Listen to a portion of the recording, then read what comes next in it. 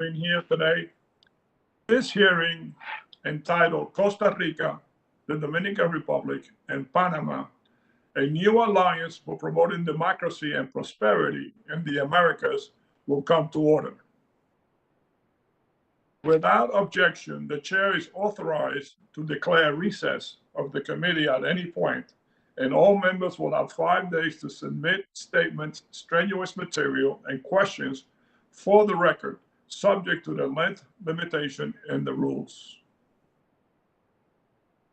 To insert something into the record, please have your staff email the previously mentioned address or contact subcommittee staff. As a reminder to members joining remotely, please keep your video function on all times, even when you're not recognized by the chair. Members are responsible for muting and unmuting themselves. Please remember to mute yourself after you finish speaking. Consistent with HR 8, the accompanying regulations, staff will only mute members and witnesses as appropriate when they are not under recognition to eliminate background noise. I see that we have a quorum, and I now recognize myself for opening remarks. I convened this hearing to elevate the alliance between Costa Rica, Panama, and the Dominican Republic to see how the U.S. government and private sector can work more closely with these 3 countries to advance our shared interests. At a time when the Western Hemisphere is experiencing major setbacks to democracy, it is encouraging that these countries have come together to reaffirm their commitment to democratic values. I want to echo President Biden, who said last month that this alliance is the sort of inspiring commitment and partnership that I hope we will see more of. The members of the alliance seek to draw greater economic opportunity and investment to the Western Hemisphere, particularly in the wake of the COVID-19 pandemic. I hope that the U.S. government will step up and support them. These countries seem strong candidates for us to partner with under the Biden administration, the Build Better Back World initiative. We need to leverage institutions like the Development Finance Corporation to support a stronger economic recoveries in the wake of the pandemic. We also need to harness the American private sector, which remains the most innovative in the world, to identify specific industries that could benefit from moving part of their supply chains to the Western Hemisphere. The United States remains the preferred partner for much of Latin America. We cannot take this for granted. When I traveled to the Dominican Republic with Ranking Member Green and Congressman Espaillat in September, we heard from President Abinader that his government wants to work more closely with the U.S. But like all leaders, he needs to prioritize the interests of his people. We cannot expect other countries to wait around for us to get into it together while China continues to offer them shiny investment opportunities. Our policy cannot simply be to criticize China. We need to offer alternatives that give our partners and allies a real choice. The Abinader administration has made meaningful progress in reforming the police and combating corruption. I am glad that USAID has announced additional support in recent months for these efforts, as reducing corruption will not only strengthen the Dominican Republic's democracy, but also improve the climate for foreign investment. Costa Rica is a bright spot in Latin America.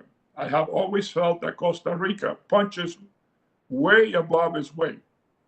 It is a small country with a big influence on this region.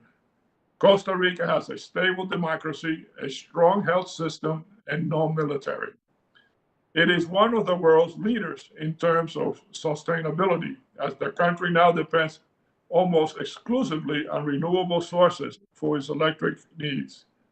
Costa Rica also stepped up in a major way to address the crisis in neighboring Nicaragua, not only by taking migrants and asylum seekers by speaking out clearly and consistently in condemning the repression carried out by the Ortega dictatorship next door.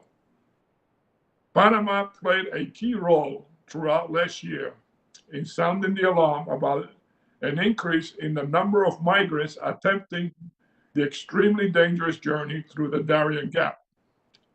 I have engaged closely with their embassy and their foreign minister, and I truly believe the Panamanian government is doing everything it can to manage migration humanely. Panama is in a difficult situation, and I am disappointed with the lack of international support they have received so far.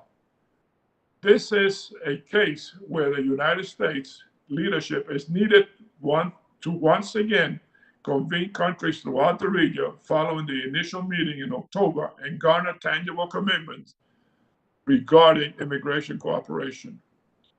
All three of these countries are important security partners, which are taking steps to stop drug trafficking. Much more needs to be done, but I believe we are pushing an open door. I hope that we can work together on a bipartisan basis with the Biden administration to seize the opportunity that this alliance represents. An important first step is for the Senate to finally confirm key ambassador nominees, including the ambassador to Panama, the Dominican Republic, and the Organization of American States. Thank you, and I now turn to the ranking member, Mark Green, for his opening statement. Thank you, Chairman Sirius, for holding this hearing, and I want to thank our witnesses for testifying today. And as you said, back in September, I was pleased to see the presidents of Costa Rica, the Dominican Republic, and Panama come together to launch the Alliance for Development and Democracy. In addition to strengthening democratic institutions, the Alliance's emphasis on economic growth and development is a much welcome initiative.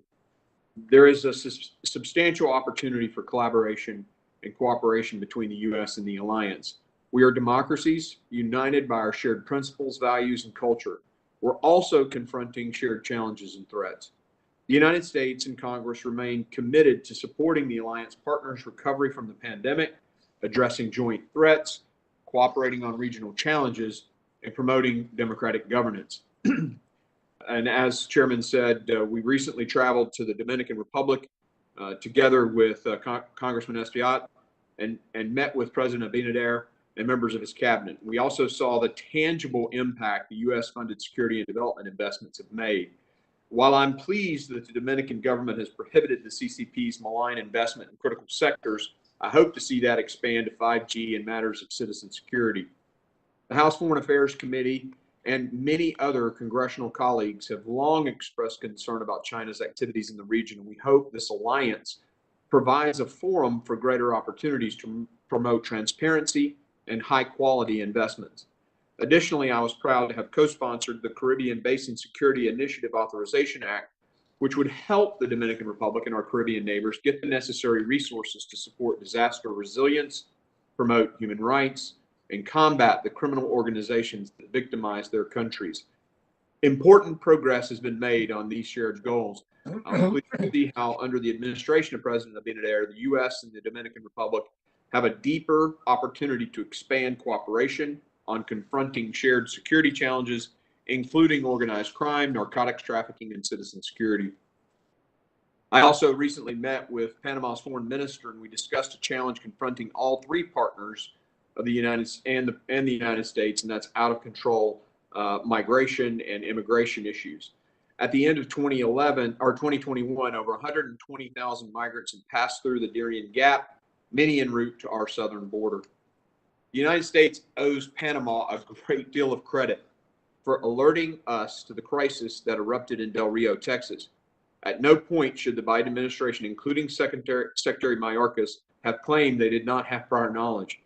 Panama sounded the alarm, and the administration did not act until a humanitarian crisis was on our doorsteps and in our communities. I look forward to hearing from our witnesses about how the U.S. can play a productive role in mitigating the migration crisis that continues to impact all three alliance partners.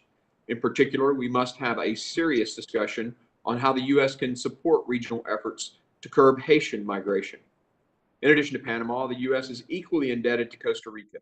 2020 set a new record for the amount of illicit narcotics by Costa Rican authorities, a twofold increase from the previous year. That is incredibly admirable.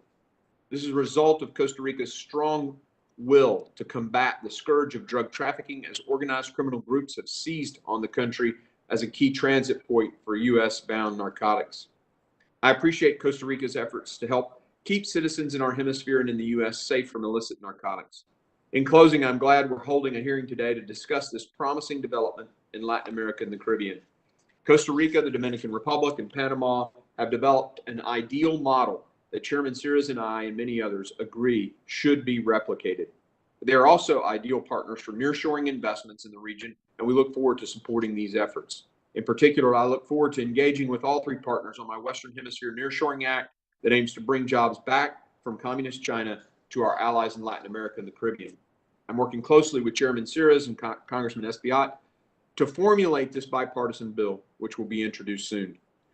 There has never been a better time to discuss expanding trade, international investments, and nearshoring in the Western Hemisphere that benefits like-minded democratic partners. Thank you, and I yield. Thank you very much, Ranking Member Green. I will now introduce Mr. Jason Marczak. He is the Senior Director of the Atlantic Council's Adrienne Arsht Latin American Center. Mr. Marczak is a Latin American expert who joined the Atlantic Council in 2013 to launch the Arsht Center and to set the strategic direction for the organization's Latin American work. Since 2016, he has taught as an adjunct professor at George Washington University's Elliott School of International Affairs. Mr. Marczak received a bachelor's degree from Tufts University and a master's degree in international affairs and economics from Johns Hopkins University School of Advanced International Studies. Mr. Marczak, we welcome you to the hearing. We will then hear from Dr. Laura Alfaro. She is a Warren Alpert Professor of Business Administration at Harvard Business School. Her research focuses on capital markets, foreign direct investment, globalization, and international finance. Since joining Harvard in 1999, Professor Alfaro has taught the General Management Program and the Program for Leadership Development. From 2010 to 2012, she served as the Minister of National Planning and Economic Policy for Costa Rica. Dr. Alfaro earned her Ph.D. in economics from UCLA and holds a bachelor's degree in economics with honors from the Universidad de Costa Rica. Dr. Alfaro, thank you for joining us today. Finally, we will hear from Mr. Daniel Runde, or Daniel Runde. He is a Senior Vice President of the Center for Strategic International Studies and the Director of his Americas program. Mr. Runde's work focuses on leveraging U.S. soft power and the role of the private sector and good governance in creating a freer and more prosperous world. He previously served as Director for Global Development Alliances at the U.S. Agency for International Development and held senior roles at the International Finance Corporation. He also serves on the board of International Foundation for Electoral Systems. He holds a master's in public policy from the Kennedy School of Government at Harvard University, as well as a bachelor's degree from Dartmouth College. Mr. Runde, we welcome you to the hearing. Before the witnesses begin the testimony, I want to ask unanimous consent that Congressman Adrienne Espaillat, former member of our subcommittee, participate at today's hearing after all subcommittee members have had the opportunity to participate and question the witnesses. I ask the witnesses to please limit your testimony to 5 minutes, and without objection, your prepared written statements will be made part of the record. Mr. Marczak, you are recognized for your testimony. Chairman Cirrus, Ranking Member Green, and distinguished members of the Subcommittee, it's my privilege to address you on the Alliance for Democratic Development and its larger regional implications. I also congratulate the Subcommittee for prioritizing how to further strengthen regional democracy as the topic for this first hearing of 2022. I will be summarizing my written testimony. Democracy is facing unprecedented threats from a perfect storm of existing and new challenges across Latin America and the Caribbean. Inequality, social discontent, corruption, impunity, and disinformation among them, all of which have been exacerbated by the pandemic. What is needed are new, innovative approaches that reaffirm that democracy can deliver on the issues that directly impact everyday lives. With its pragmatic, results-oriented focus, the Alliance for Democratic Development among Costa Rica, the Dominican Republic, and Panama has the opportunity to do just that. The United States can be a partner for this nascent effort by working hand in hand with the Alliance and other regional partners to address issues of their importance and that align with U.S. interests. Nicaragua and Haiti are among those issues. In Nicaragua, the continued erosion of basic individual liberties under Daniel Ortega is having reverberations for its Central American neighbors and for the United States. Here, I'd like to recognize the work of members of this subcommittee in advance of the Runde Act signed into law in November. Still, the United States can do more. Section 3 of the Runde law calls for the president to review the participation of Nicaragua in the Dominican Republic Central America FTA. The United States should lay out specific conditions to Daniel Ortega that must be complied with in order to avoid the exclusion from DR-CAFTA of economic sectors with the deepest ties to the Ortega regime. The United States should also provide additional financial and technical assistance to Costa Rica and Panama. Both countries, as mentioned, face spikes in arriving migrants. In Haiti, political and social instability and unprecedented gang activity have resulted in increased threats to the Dominican Republic and other countries. Here, I recommend instructing the State Department to report on steps taken to address the multidimensional nature of Haiti's challenges. The report should define next steps to work with Haiti and other countries to improve security and peacefully carry out presidential elections. The United States should also be a partner in rebuilding the broader Caribbean basin, which continues to see lower tourist arrivals amid continued economic shocks. Caribbean economies are saddled with high debt and high financing costs. And as detailed in a forthcoming Atlantic Council report, the withdrawal of U.S. correspondent banking relations with Caribbean banks leaves fewer options to process transactions, making it harder for businesses to thrive. It's important to also assess how other economic and development instruments at the U.S. disposal can help. A priority should be greater flexibility for the Development Finance Corporation to operate across the region. The DFC statute requirement calling for it to prioritize low and middle-income countries excludes all but 5 countries of the Americas. This requirement should be changed so that more countries, and in particular all Caribbean countries except for Cuba, as proposed in the last Congress, benefit from DFC direct loans and loan guarantees, equity financing, and technical assistance. Congress should also consider instructing the U.S. Trade Representative to study opportunities for harmonization between the Dominican Republic Central America FTA and the U.S.-Panama Trade Promotion Agreement to the benefit of participatory countries and the United States. Looking regionally, the Alliance for Democratic Development is both a hopeful sign of new momentum to revive democracy, but also a worrisome signal that sub-regional and regional institutions are ill-prepared to counter today's threats to democracy. Polarization threatens democratic norms with disinformation and misinformation pervasive. Although Venezuela and Cuba must be pointed out for their non-adherence to even the most basic democratic norms, bright spots exist. In December, Chile's presidential vote was a model for the world, and President-elect Xiomara Castro assumes office in Honduras next week, having pledged to reestablish the rule of law and root out corruption. This year, as host of the Summit of the Americas, the United States has its best opportunity in nearly 2 decades to show U.S. leadership and to put forward concrete, action-oriented proposals that improve people's lives. An Atlantic Council report last year, with a forward by Chairman Cirrus, proposed a partnership strategy to help the region recover and rebuild from COVID. In it, I wrote that a U.S. strategy should seek to accomplish 3 goals: increase prosperity, improve security, and strengthen democracies. To achieve these goals, a 6-point plan was laid out focusing on the following pillars: health, economy, commerce and nearshoring, climate action, education, and democracy.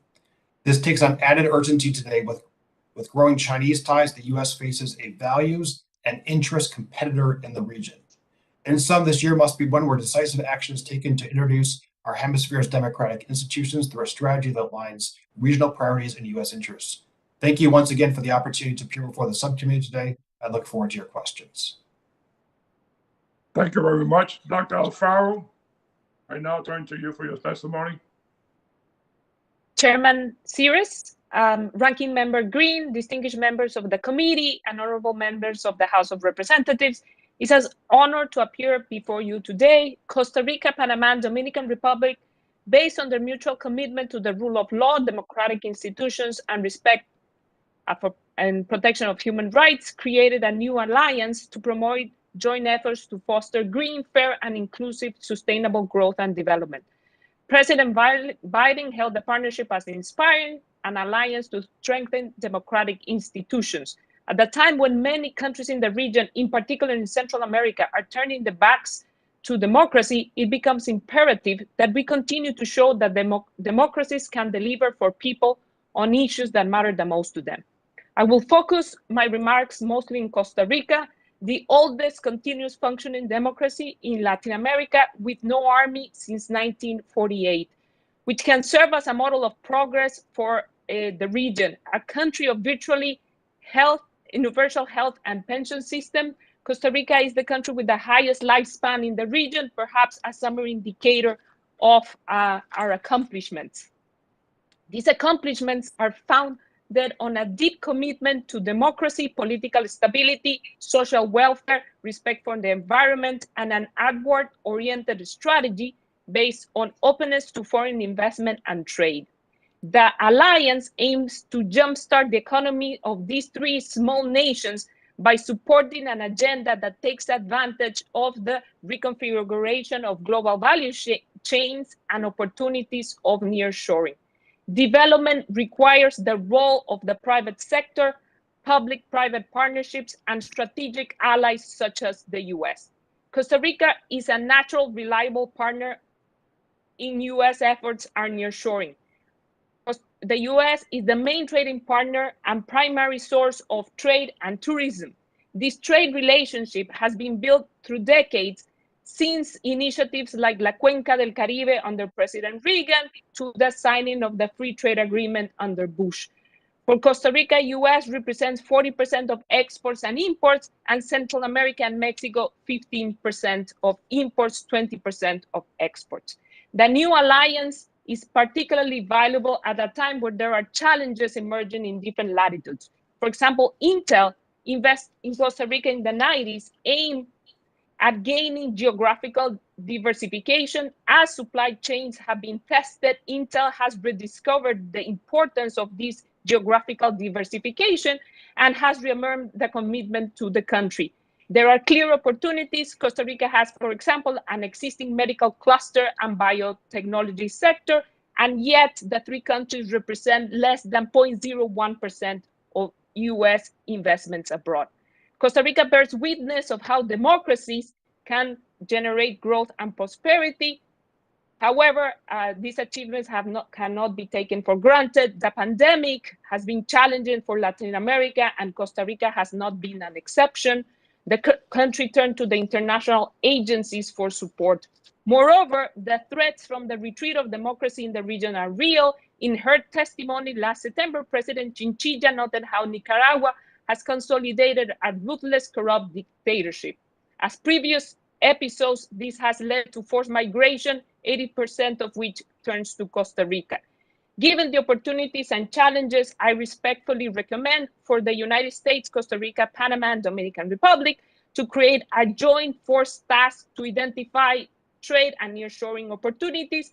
Costa Rica Investment Promotion Agency, CINDE, can serve as a natural link. The task force should identify trade partnerships with low carbon economies and environmental sustainability, as we have done in Procrome's Green Growth Platform. In the particular case of regulated industries, such as medical device industry, the task force should identify policies that can facilitate nearshoring. We should continue to foster education partnerships. For Costa Rica, Panama, and Dominican Republic, they should continue to invest in logistics, IT facilities, ports, airports, and so on. And for the US to increase humanitarian aid and to continue to work with the region on vaccination and COVID-19 relief efforts. These three countries have come together to promote human rights, democracy, and economic cooperation. I hope our countries can continue to work together. Thanks. Thank you very much, Mr. Runde. You are recognized for your testimony. Thank you, Chair Series.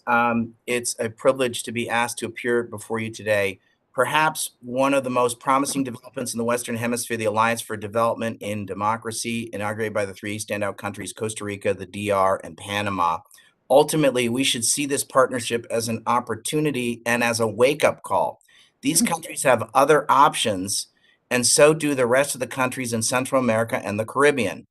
While the United States has arguably had an ADD approach to the region, China has been eating our lunch. Over the past 2 decades, China's share of trade in Latin America and the Caribbean has multiplied 8 times over. When the U.S. leaves a vacuum, China and Russia will seek to fill it. To the extent we do not solve the region's COVID-19 vaccine problem, the region will seek subpar Chinese and Russian vaccines. It's as simple as that. There are several key U.S. priorities related to this alliance. First, as the United States looks to move supply chains from a just-in-time to a just-in-case model, these three countries are willing and able partners.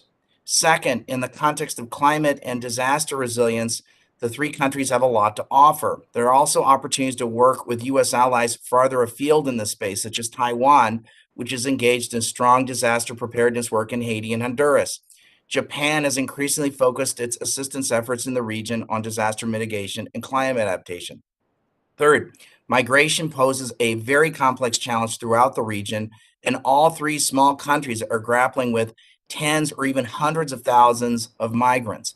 Increased migration flows also carry implications for regional security. Criminal actors often take advantage of the need to move illicit goods and set up new networks of influence. So here are my recommendations for this committee and for the U.S. Congress.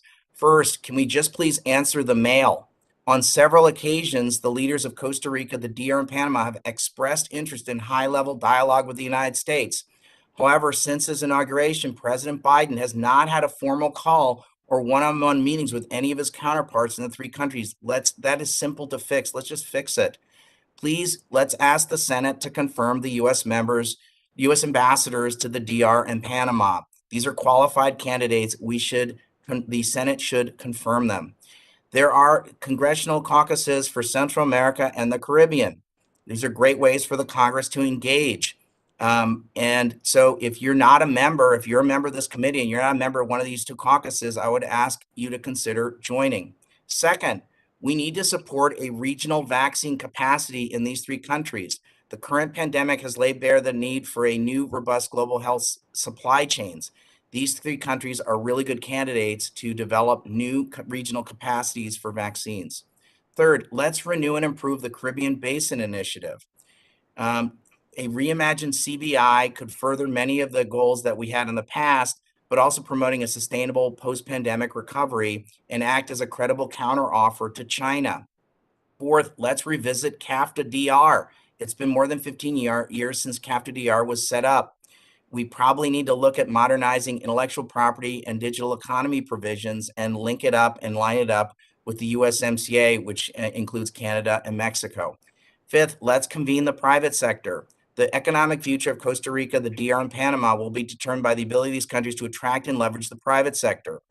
There are excellent sub-regional groupings such as HUGE, which involves Honduras, El Salvador, Guatemala, and the United States, along with the Partnership for Central America that's been convened by Vice President Harris. These are interesting models that could be consulted or emulated. Six, let's leverage the Summit of the Americas. On the subject of migration, the U.S. ought to be drawing from these three countries' experiences. And seventh, let's just remember the regional context. These three countries are great bright spots, but the United States can't afford to neglect the other countries in Central America and the Caribbean at the expense of these three countries. So any reimagine of CBI, any new CAFTA-DR should remember that there are other regional players we should not exclude. At the core of U.S. policy must be believed that good governance and democracy does pay dividends. That's what's so great about this grouping of these three countries. And any country that sincerely embraces these principles should be a welcome partner for closer engagement. Thank you. Thank you very much. We will now go into questions. I'll start by asking the questions. You know, this alliance of Costa Rica, Panama, and the Dominican Republic established as an inspiring example for the region. My question is, what is the importance of an alliance like this that is based on shared democratic principles at a time when democracy is facing serious challenges throughout Latin America and the Caribbean? Dr. Marczak? Thank you, Chairman Sears. Happy to take that question. This alliance is, I think, an incredible inspiration of the fact that countries rooted in democracy and countries that highly value democratic institutions are able to actually deliver for the people. And this is why it's so important for U.S. support of this alliance. This is an informal alliance, but it's very much rooted from the get-go, less in vision and talk, but more in action and results. And showing the fact that democracies, when they come together, can achieve action and results that benefit people's everyday lives is fundamental to U.S. interests and fundamental to the future of our hemisphere. That is why it's so important for the U.S.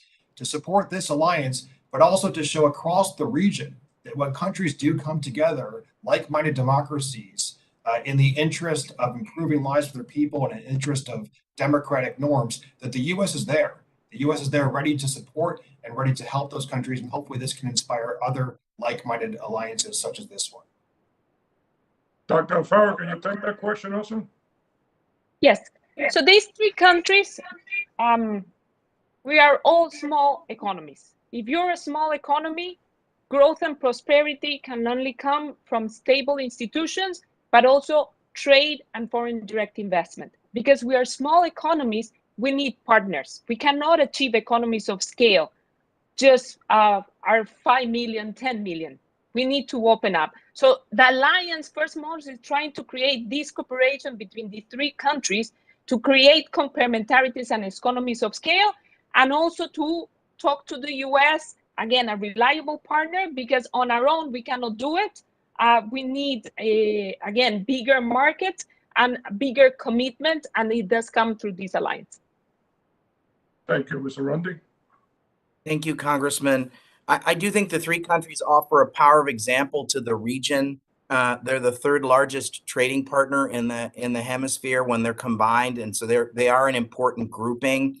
I do think all three countries have taken on big anti-corruption initiatives in the last couple of years, and I know that the Biden administration has an appropriate increased focus on anti-corruption efforts. So I think there's an opportunity to work with these three countries on anti-corruption efforts, and both in those three countries, but also outside those three countries.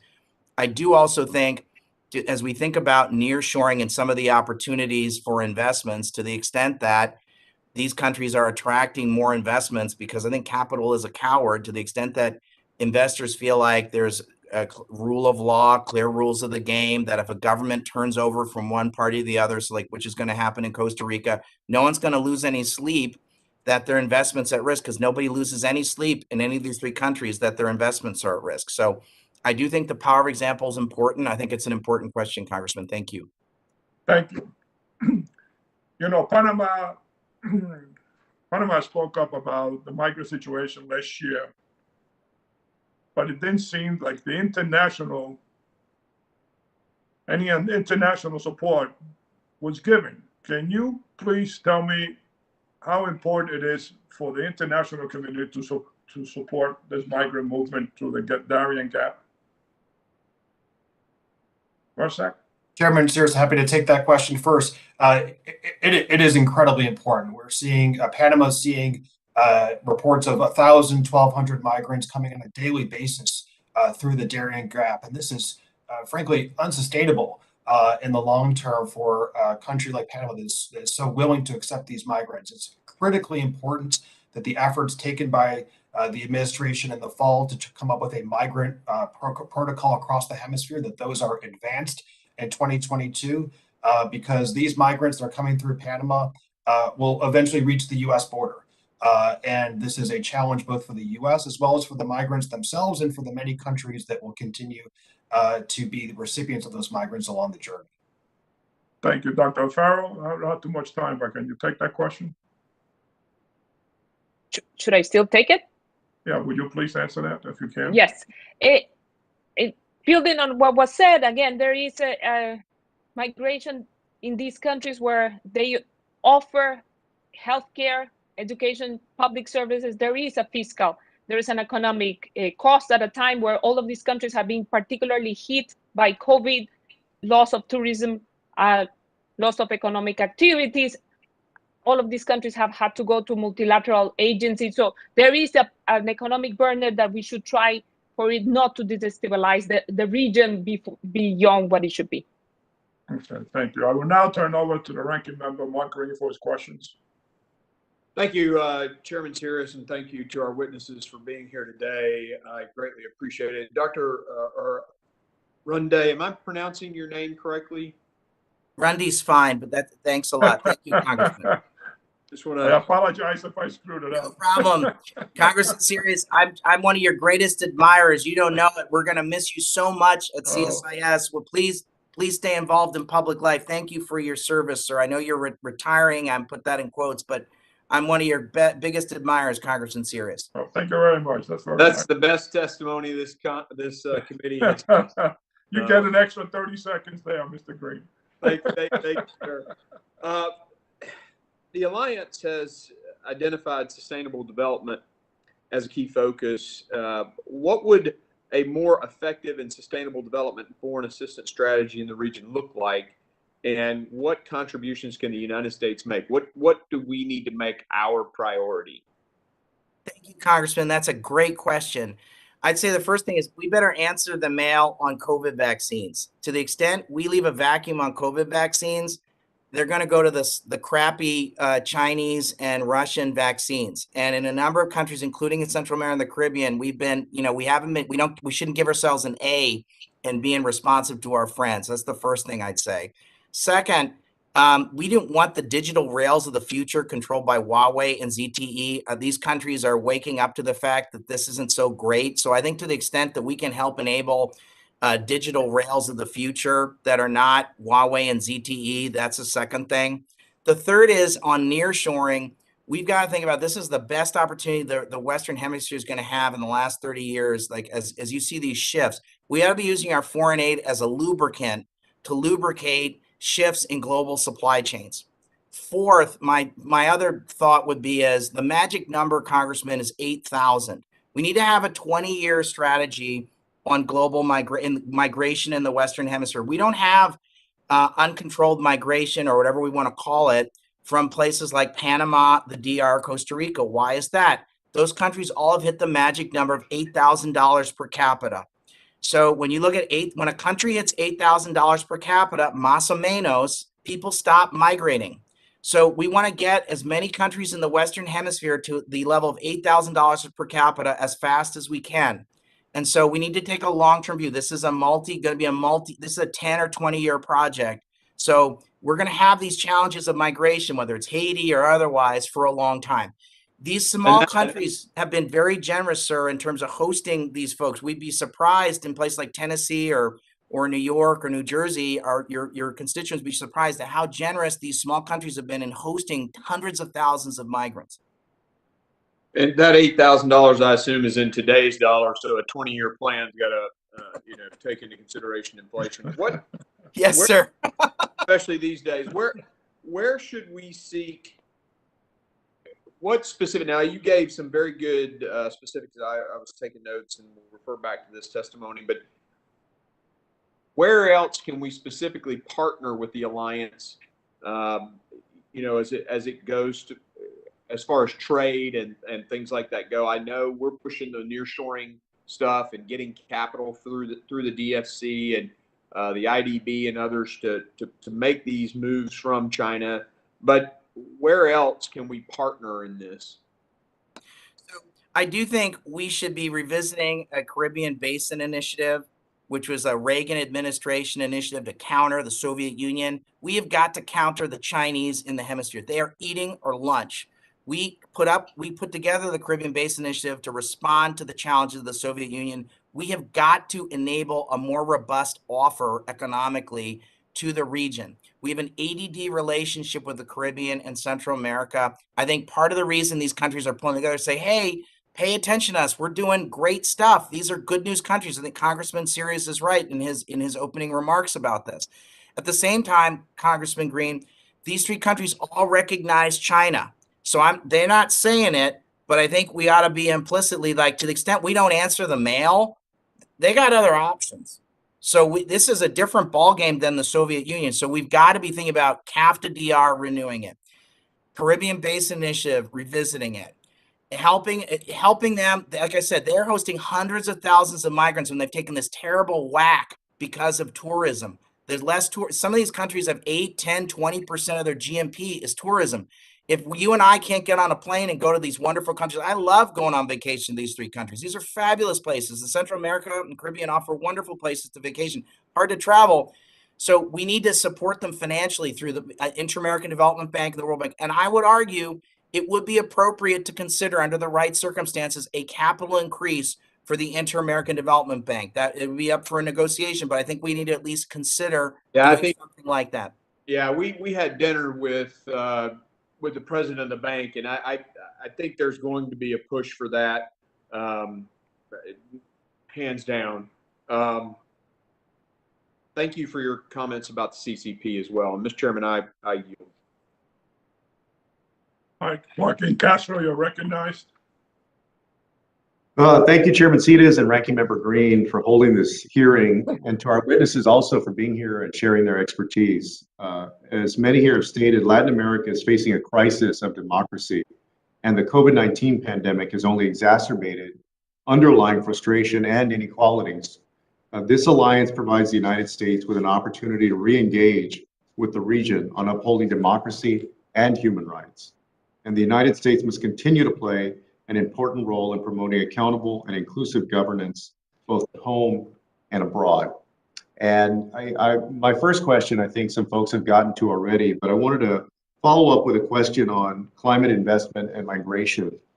And the presidents of the alliance countries have promised to cooperate on climate change and environmental issues. A key priority in my office as well has been promoting green energy infrastructure and disaster risk reduction efforts in the region to address climate migration and ensure sustainable development. Mr. Runde, you talked about challenges of migration, for example, from different nations. So my question for Mr. Runde and Mr. Marczak, how can the United States and the alliance countries work together to combat climate change and promote climate adaptation? And how can these three countries, who've been at the forefront in pushing for carbon neutrality and green energy, work with other countries in the region to promote their successful models? Thank you, Congressman, for that excellent question. I really appreciate it. So I would say these three countries are really great examples. Panama is a carbon negative country. Costa Rica is on the edge of getting there. Several of these countries have important mining assets. As we move on a carbon transition, we're going to have to learn to love mining in a deep, profound way. We're going to have to quintuple the amount of mining in the world, given the current technologies for electric vehicles. So I think we're going to have to look at sort of a whole series of supply chain issues around mining. But I think these countries offer a lot in that area. And USAID's disaster response hub for the region has been for many decades in Costa Rica been an important partner.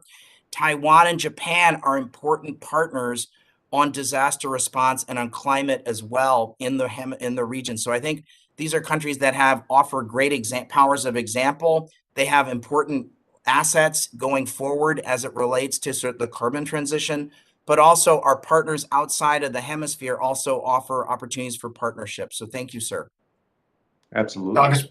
Congressman Castro, thank you very much for the question. I think in addition to Dan's comments, these three countries also, there's a huge opportunity for the U.S. to work with them on the transition to renewables. And lessening the dependence, frankly, across the Caribbean as well on fossil fuels, and looking at transition fuels like gas and others as a segue to renewables overall. an important part of your question as well was the question of climate adaptation and the impact, as the Prime Minister of Barbados has spoken about so eloquently, about the impact of climate change on the Caribbean countries across the board. This has impacts in particular in the tourism economy, but also more broadly across economies. And frankly, there is a urgent need for greater U.S. support on helping countries to mitigate the impacts of climate change because of the real fact that potentially large swaths of territory in the Caribbean can be lost to climate change in the coming decades. And so this is going to be an incredibly important issue, not just for the hemisphere writ large, but for the Caribbean in particular. The climate change as well is going to be important for the ability of businesses to thrive. And with climate change left unchecked in the Caribbean, we're also going to expect to see heightened levels of migration, greater insecurity, and all the other realpolitik consequences that climate change can bring. No, thank you for that. And you make a great point. I agree, Mr. Runde, that there is an economic component here, but you also have a climate change issue, and the fact that in Central America, you have people fleeing for different reasons, right? A lot of it is threats and gang violence, drug gang violence, so forth, economic disparity, but also climate change issues as well. And then I'll ask Mr. Marczak, I got a question for you. Maybe you can take it for the record because I'm running out of time. But the United States is going to host the 2022 Summit of the Americas in Los Angeles, which was just announced, providing the United States with a unique opportunity to shape the discussion and outcome of this meeting.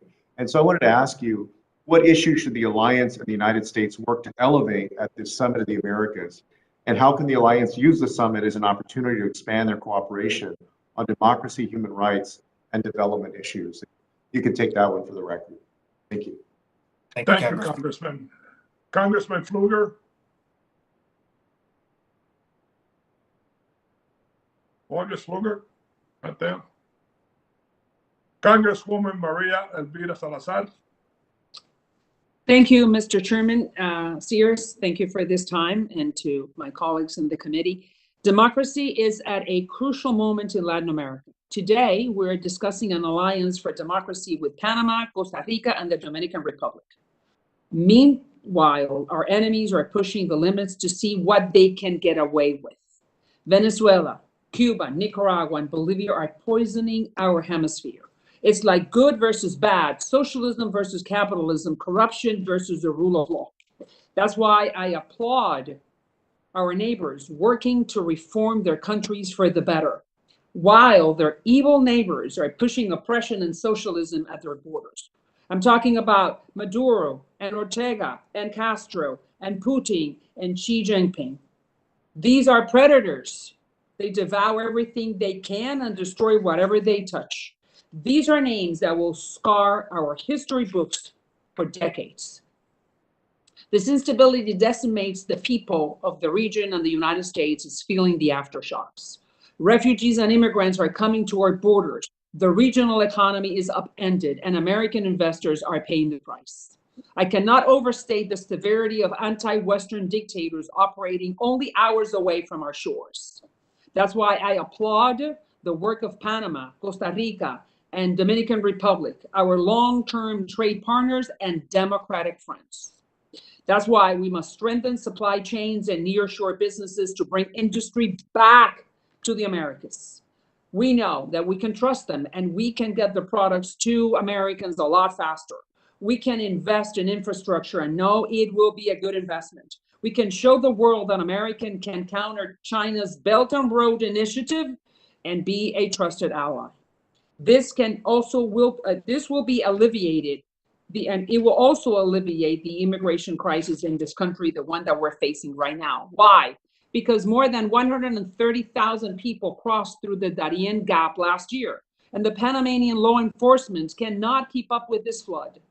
Traffickers are moving people through the most dangerous jungle crossing in the world, El Darien. And Panama is suffering while the criminals are profiting. In the meantime, Costa Rica has received over 500,000 Nicaraguans and Venezuelans. Venezuelan asylum applications in Costa Rica skyrocketed to the point where 10 years ago, only 14 Venezuelans applied for asylum, Today, 23,000 and counting are applying every year. But there's a lot of talk and very little action. That is why I will soon be addressing regional migration and stability in this country through something called My Dignity Act. Dignity will stop illegal immigration into the United States. It will seal the border forever and restore the rule of law. We're going to put the coyotes out of business, these child sex traffickers out of business. Dignity will enact an international information campaign to stop those who are making this very dangerous journey. It's also going to reestablish respect for American immigration laws and take the incentives away from crossing such dangerous places like the Darién.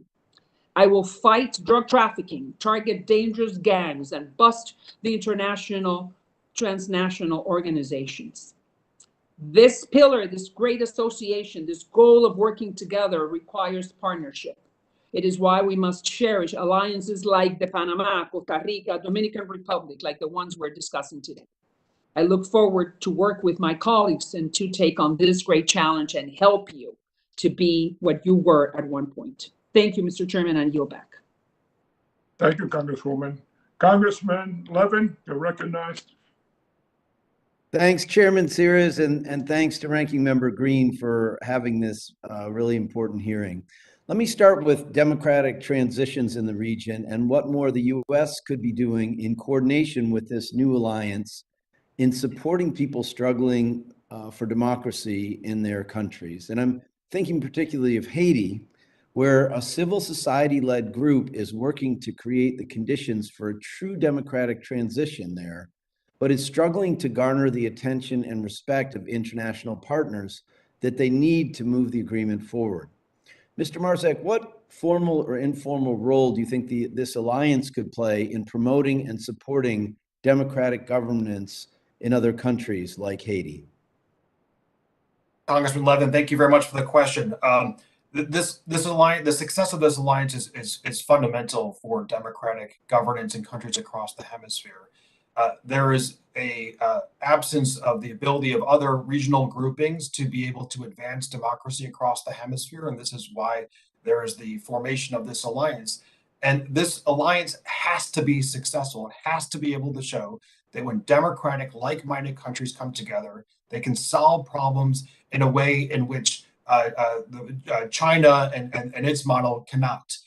Haiti, as you mentioned, Congressman, is incredibly important. The discussions ongoing in Louisiana, the Montana Accord, and other aspects are critical for stability and security in Haiti. We've seen in the last 6 months between the assassination of the president, the earthquake, kidnapping of missionaries in Haiti, and criminal gangs basically overtaking parts of the country, that we being the United States, cannot let Haiti, cannot stop working with Haiti. We need to be working with partners, working with our European partners and partners across the region to do so. Well, thank you. Let me just say that I'm hopeful that folks from the DR and Panama and Costa Rica who are listening can step up and try to show to the United States that this Montana group represents an unprecedented convergence of civil society groups, democracy formation in action, and that we need to respect it more and pay attention to it more.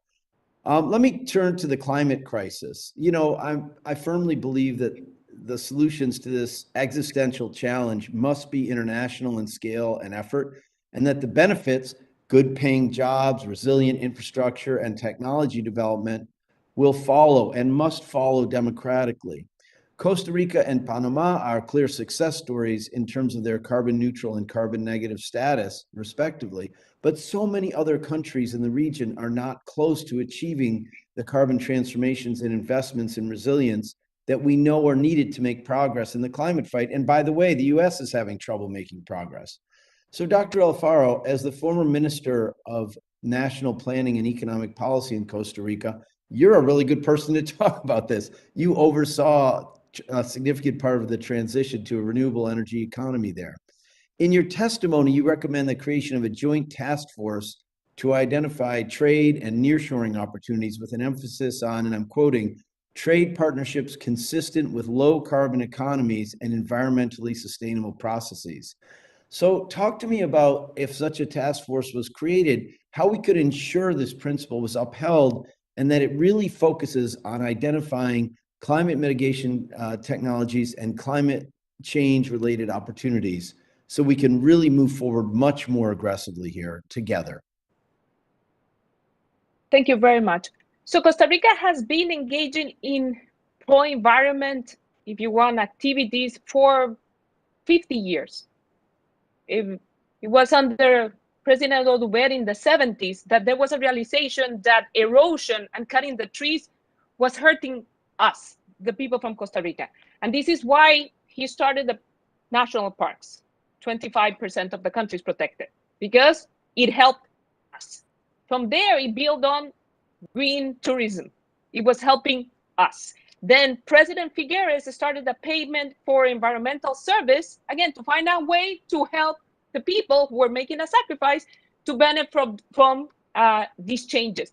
So I think in Costa Rica it's now very sustainable because the people have seen that there are benefits from helping the environment. And this is what has been seen in this Procomer program that has found already linkages and supply chain opportunities that are green. So it becomes a win-win for everyone. That is why I mentioned this program. They have already been seen. And once people see the benefits of these strategies, it becomes very sustainable. It is easier to build on successes if you want and copy these successes. And I do think Costa Rica in this can provide an example. Green energy, that's what we have. We have wind, rain, and a lot of oceans, and that's what he have built. We still need to work in electric transportation, and I do think this is where partnerships for infrastructure are important. Partnership with the US, not only for know-how and technology, but also for capital. More than 100 firms US firms have discovered that Costa Rica is a good place to be. And I do think that talking to them and building on these successful examples can open opportunities for others to benefit. And in the process, we also will help the environment. Well, thanks. I think my time's expired, but Mr. Chairman, I'll just say in closing that the inspiring story of Costa Rica over 50 years is something we're going to have to work all together across many countries in a much faster time frame to save life on Earth as we know it on the planet. So I'm counting on you to help lead the way. And thanks again for everything. Bye-bye. Well, before we go to the next one, I'd like to thank Mark Green. I know he has another hearing, but I appreciate the fact that he was here with us to participate. Now, do we have Congressman Fluga on? Do we have Vincent Gonzalez on? Juan Vargas? Yes, Juan Vargas is on. Unfortunately, only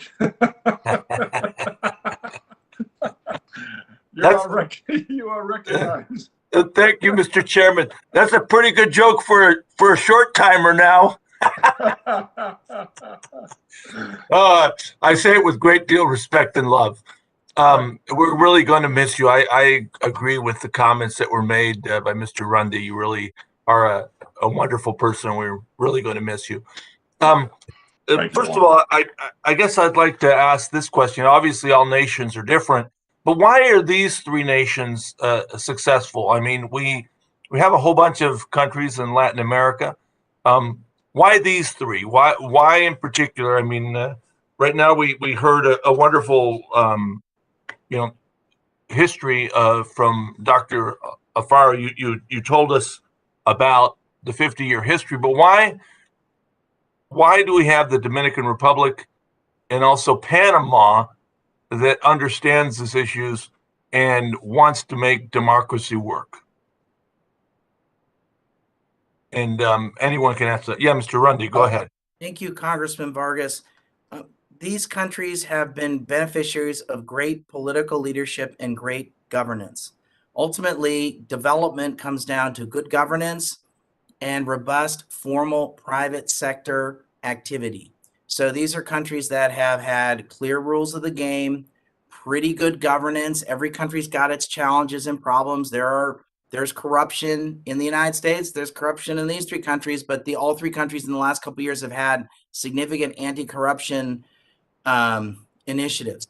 These are countries where if the government turns over like it's going to turn over in Costa Rica, or there's going to be an election at least in several weeks, no one's losing sleep that if there's a change in government in Costa Rica, is my factory going to get nationalized or something crazy like that, or someone's going to move from one currency to Bitcoin, just out of, I'm just saying, I don't know why I would say that, but, so these sorts of things. And so a sense of that. I would also argue, though, that these are countries, all three of these countries have benefited from long-term U.S. partnership.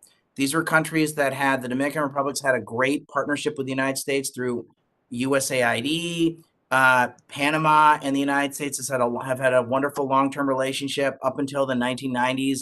USAID had a long-term partnership in Costa Rica. So these are all countries that benefit from long-term investments and partnerships. We are always a supporting actor in someone else's drama, but these are countries that have had good leaders, good governance. We've been good partners. I would also add that things like the Caribbean Basin Initiative and things like CAFTA-DR have been good carrots for sort of making changes happen. So that would be my answer. Thank you. Congressman, happy to take that question as well. Yes, please. I think first off, it's stability and rule of law have made these three countries successful, and also being able to tackle the hard issues. President Abinader came into office with a deep anti-corruption agenda. He's been working steadfastly on that since coming into office, and so being able to have with the strong institutions to be able to work on these challenges. Also spoken about previously the importance of the U.S. private sector and U.S. private sector investment. Costa Rica has benefited from U.S. private sector investment in the technology space.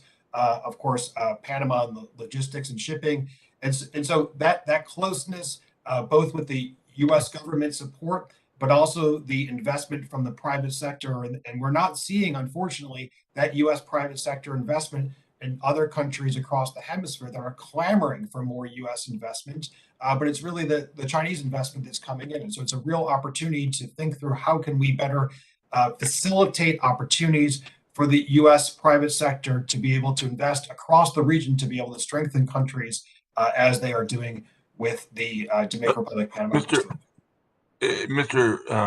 Marczak, if I could just push back though a little bit, but isn't that the part of the reason, because a lot of these other countries don't have that stability and don't have that rule of law, that American companies that find it hard to invest in those countries? I think in certain countries that is the case. A country like Colombia, that isn't the case. Colombia does have stability, it does have rule of law, but it doesn't have as much U.S. private sector investment that's coming into the country. And the Chinese are looking at a major infrastructure project, the Bogota Metro, a couple of years ago. U.S. company even bid on it. So in certain countries that is the case, but there are other friends and partners across the hemisphere that can significantly benefit from increased U.S. investment. Okay. All right. Well, thank you. I have a whole bunch of questions, but I know I have 8 seconds left here. I guess what I would just say ultimately is I do hope that we near shore and we do work with these countries in a much more aggressive way. It would make sense for us and it would make sense for these countries. And Mr. Chairman, again, thank you so much for the hearing. Thank you. Thank you very much, Congressman Vargas.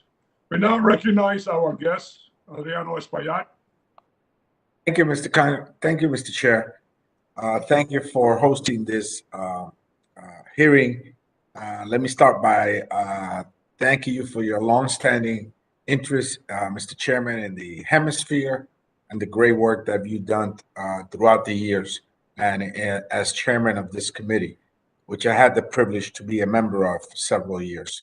I also want to commend governments of the Dominican Republic, Panama, and Costa Rica for this new alliance that I think provides a ray of hope and opportunity for the region. Each one of them in their own way have established the level of stability that exists in those countries and the partnerships that could be developed with the United States. The Dominican Republic just yesterday extradited Rodolphe Jarre, a person of interest in the investigation of the killing of President Moise. They've also have launched a major anti-corruption campaign, which has led to establishing an independent justice system, and they continue to be the United States' main business partner. The United States continues to be the Dominican Republic's main interest business partner, as well as they make significant progress with human rights and migration. Costa Rica, of course, has become a country that has welcomed migrants from the region. They have done so while protecting the rights of those individuals, and continues to be also an area for investment, not just for the United States, but for the hemisphere. And Panama, of course, has been a great center of commerce and trade for the entire region and the hemisphere and the world, for that matter. And so there is a synergy between these three countries, and I think that we could commend them for this new launching of this new alliance. My question first is around Caribbean Basin Security Initiative, because that's a project that's very dear and near to me. I've introduced legislation to increase the funding, and several of the panelists have addressed issues regarding Caribbean Basin Security Initiative. And I wanted to know from either Mr. Marczak or Mr. Runde, what do they feel is the actual sort of like dollar amount that should be invested in Caribbean Basin security? We have asked for an increase up to $74.5 million per year for the next 5 years. But do you have an idea what it would take for this particular program to be successful? Happy to start with that, Congressman. I think it's given what we've spoken about how critical the Caribbean is. Look at the funding of the Caribbean Basin Security Initiative right now, and it pales in comparison to what we're spending in other parts of the world. And I would argue that the Caribbean is significantly more important than other parts of the world. I think at least given the present day circumstances of the Caribbean, given the shocks of the pandemic, the shocks on tourism, climate change, all these other ancillary factors, I think at least a doubling of the Caribbean Basin Security Initiative is fundamental. And that will, again, still be a drop in the bucket compared to what we are providing, we being the United States are providing in funding to other parts of the world. Thank you, Congressman. I associate myself with Jason Marczak's comments, but I would just say, here's the question. Do we want China building ports and airports and digital stuff in the Caribbean and Central America? My answer is hell no. And I suspect, Congressman, you would agree with that. And so I think we need to wake up and smell the coffee about the significant investments in infrastructure in the Caribbean that can have potential dual use from China and the Chinese Communist Party. So I think we need to be very, very vigilant about this. So I think, thank you, Congressman, for raising this. So my view is there are some investments where we have got to enable an alternative to China. That doesn't mean we have to compete with them dollar for dollar. Sometimes it's calling up the Inter-American Development Bank. Sometimes it's calling up our friends in Canada who've got investment funds, or our friends in Norway have got the Sovereign Wealth Fund. We ought to be enabling alternatives to China when they show up in some Hong Kong base, which is now part of the Chinese Communist Party because they broke their promise to give Hong Kong liberty for 50 years. They have gone back on that. So if they say it's a Hong Kong company, that's like Chinese Communist Party controlled company. So my view is if they're going to set up on Grand Bahama Island some sort of a port or airport, we have got to, we ought to be showing up at the same time at the doorstep of the Minister of Infrastructure or the Minister of Trade and put together a consortium. Sometimes that's going to be the Development Finance Corporation. Sometimes that's going to be the U.S. Exim Bank. But on some infrastructure, we should just not let them win on this stuff. So thank you for raising this, Congressman. I wholeheartedly agree. More resources enable an alternative. Thank you. Thank you, Mr. Chairman, for your time. Thank you, Square. Yield back. Before I close, I'd just like to make a comment and a little fruitful thought. Before the election in Nicaragua, the IMF gave Nicaragua $340 million. Can you imagine what these three countries could have done with $340 million? I do not understand how they get away with this. Nicaragua is taking steps backwards, not forward. These three countries are taking steps forwards, not backwards. And yet, the investment is short on money. We need to change that. And I hope this administration does. And with that, I want to thank all our witnesses for joining us today. With so many countries in the Western Hemisphere taking steps backward when it comes to democracy and human rights, I am glad we're able to shine the spotlight on three countries that are moving in a more positive direction. I am optimistic about the future of this alliance, and I look forward to exploring ways for the U.S. to support Costa Rica, Panama, and the Dominican Republic. With that, the committee is adjourned. Thank you very much. Thank you, Mr. Chairman. Thank you very much. And when you said coffee, I hope it's Costa Rican coffee. I hope exactly. Thanks. I'm gonna close and have some Cuban coffee now. Thank you for convening. Thank you for your. It's probably from Costa Rica.